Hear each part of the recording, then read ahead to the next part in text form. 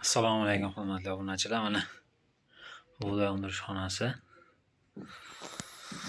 Bug'doylar xudo xohlasa qo'ldan kelgancha tushuntiraman.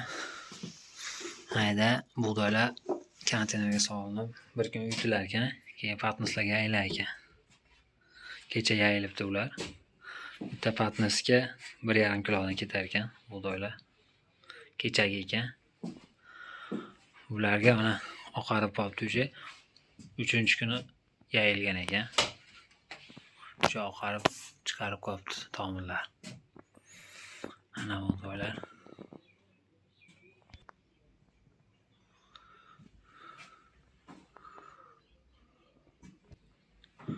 Mana bulari esa 5 kunlik ekan akalar. 5 kun bo'libdi. Bunisiga 7 kunlik deyapti. Xona harorati bo'lsa 7 kunda chiroyli bo'lib o'sib chiqib ketadi degan xudo xolasa. Mana olinib to'yidan zakotovka qilinib qo'ylarga olib chiqib ketildi. Taglarni ham ko'rsatamiz. Mana taglari chiroyli. Xudo xolasa.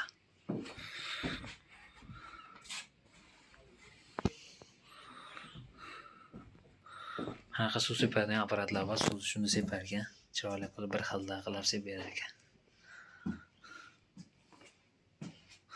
Xona harorati bo'lsa bir 5 kunda tayyor bo'ladi dedi, 6 kunda.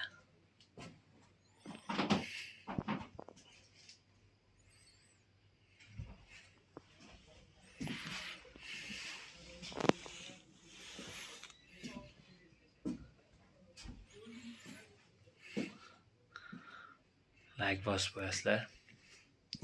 Obuna bo'lib qiziqqanlar uchun qiziq videolar chiqaraman xudo xolasa.